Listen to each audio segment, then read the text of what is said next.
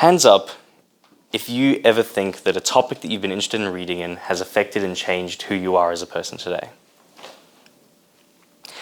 I remember as a kid, 6 or 8 years old at Currumbine Primary School, we had reading time.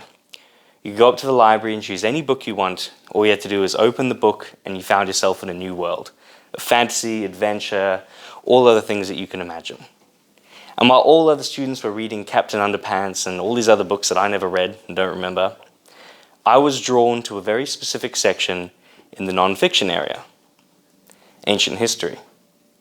And I remember opening all these other books through all these different cultures, all these different countries, and I remember reading about the Aztecs, cutting chests open, pulling out hearts and sacrificing it to the sun gods, the gladiators fighting in the Colosseum, fighting bears and lions and each other for their freedom. But there was a particular niche that I was drawn to even further, and that was ancient mythology. As a kid, I was obsessed. I would read Greek mythology, Norse mythology, Egyptian, Polish, Russian, Aboriginal, anything I could get my hands on. I read every single book in the library from school. And I went further. I went to the local library. I read everything I could get my hands on. Christmas, birthday parties, that's what I would get. And I was just mesmerized by all of the different gods, Loki, Thor, Ra, Zeus, all of these stories that were very human but came from deities. I couldn't get enough. As a teenager, I kept reading, but my interest and my hobbies in it developed even further. They were backed up by further knowledge of history, of culture, and an understanding of people and how we come together. I understood that these stories weren't developed by, these stories from dead religions weren't developed by dead gods, but they were developed by people, around campfires, around towns, cities. And these stories were set to teach people lessons, to teach people a way that they should behave, a way they should connect and be in their communities.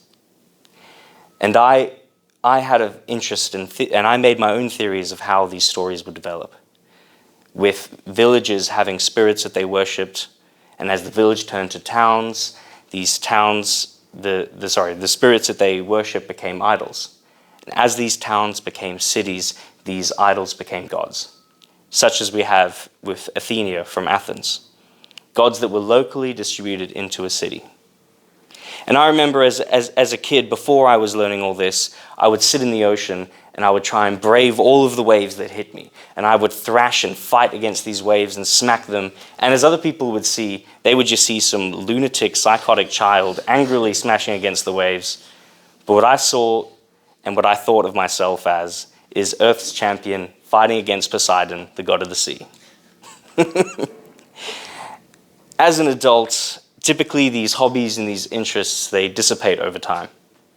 You no longer read about these things, you move on to different things. Life, work, relationships take over.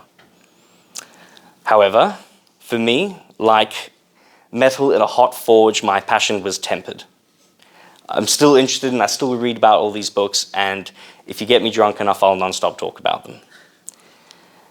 But again, my passion and my interest has changed. It's forged into something new. Now I find my interest in ancient history and mythology a way to connect to my heritage and my ancestry.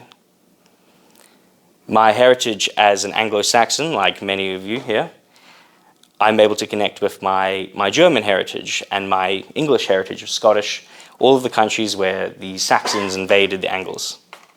And I think about the gods of the Angles that they believed in, and the gods that the Saxons believed in, and the idols that they worshipped and the lessons that they learned through those stories. I also think about the Scottish Gaelic and the Irish Gaelic, from my heritage as well, and the stories and gods and leaders that they worshipped, and the kings that were brought up on those stories as well. And in reflection of all this, what I do is I look at these stories and I use them as a way to connect to people, a way to understand how cultures were developed in societies and communities. And I invite you to read about all these different mythologies. Read about the dead gods that your ancestors used to worship. Read the stories, the legends of the heroes that they used to aspire to, and learn the same lessons that they did. And use that to connect with your mothers and fathers before you. Thank you.